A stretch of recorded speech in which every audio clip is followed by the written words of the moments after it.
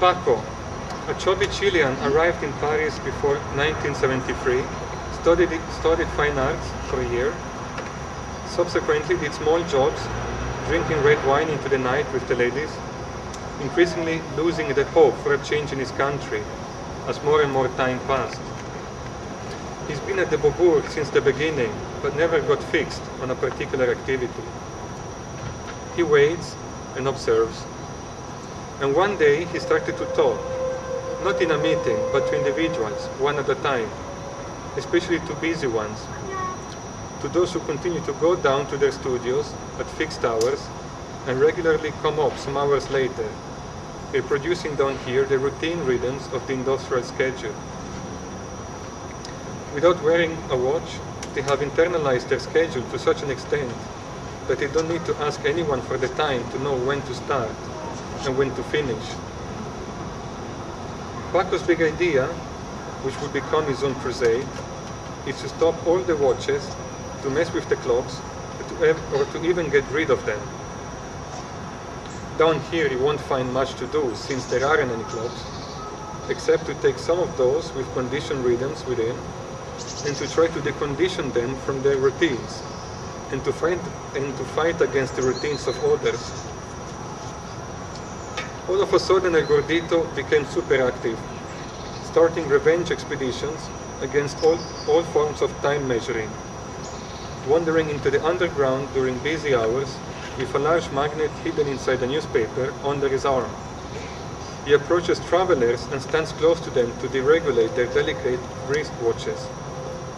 He does the same with public clocks by fixing magnets to them with some tape, or by simply putting up a sign saying out of time, or broken, or late, or on the bus and train timetables. Timetables subject to change, or the bus will not leave until 4, or, going further, the personnel will be glad to inform you.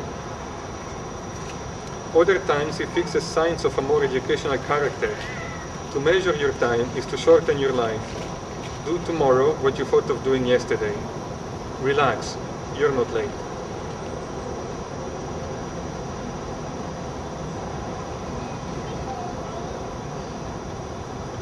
The first children to have chosen their parents live here in the center. At present I have a good dozen, and Maximal, my long-time partner, has as many. Mine are often with me and absorb a good deal of my time, especially the three that started woodwork and that haven't found someone that can teach them better than I can.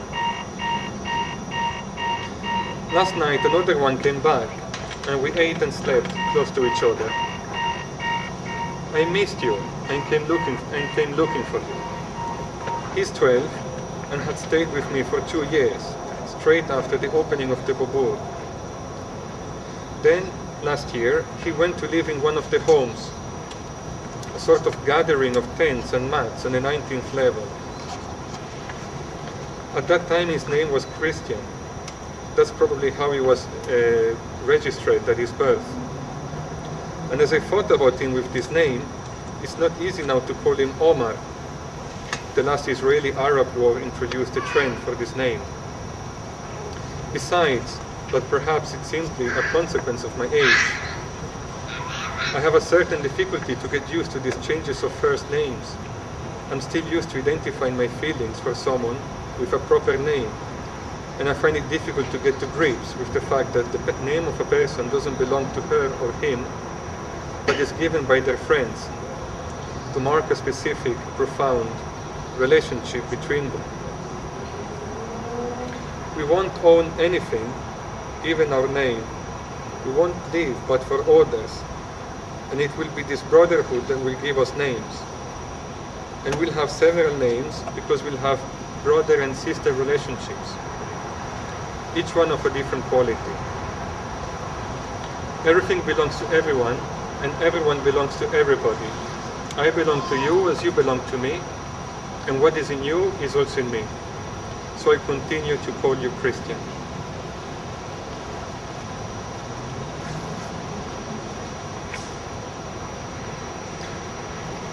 Jacques has arrived at the date that he fixed. Everyone is talking about tonight's party. Jacques, who will be the only master of ceremonies, has everything planned.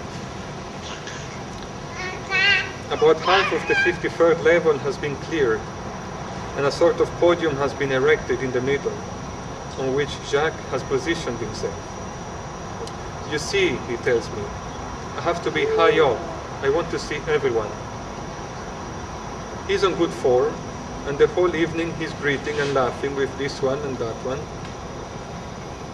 Next to him are huge vases full of flowers, from which he offers one to everyone who approaches the podium. And everyone wants to shake his hand and exchange some words with him. And here comes the Beaubourgian hyper-maxi brass band, with all the instruments that can be put together to make a mobile group. Jacques played the cornet. That's why the fanfare has a grand role in the party. It's true that the brass band is considered as the accompanist of all our ceremonies, whatever it is, and we don't find it difficult to find an excuse for a ceremony. Certainly, on a musical level, and tonight in particularly with the hyper-maxi, the outcome isn't always illustrious. But tonight, less than ever, we give a shit. This is Jacques' party, to see everyone happy around him. There is no program, no concerts, no speeches, no productions. Long tables have been laid out with big plates full of finger food, like you can find at cocktail parties. And there is some red wine too, which even the macrobiotic fanatics enjoy like sponges. Jacques is still distributing flowers, which are discreetly returned as the vases get empty. Towards 10 o'clock, Jacques makes large signs of farewell and vanishes rapidly. I follow him since he asked me to meet him on the 72nd floor. We meet with a group of about 20, his closest friends, with whom he has worked the most. There is someone from the ceramics collective, 3 dancers, a young poet, 2 doctors of the free clinic, and of course some members of the brass band. Here too Jacques has prepared for everything: sofas, beverage, cigarettes, and more food. He expresses his satisfaction with the party, but also for all that the last years have meant to him, the fulfillment of his existence here, all that he still would have loved to do, his hopes for the new culture and the new life that is germinating here. Towards midnight, I see him furtively drop some pills in his glass. He noticed that I saw him and smiles at me. And now, he tells us, it's time for you to leave me. I'm going to sleep. It has all been so beautiful.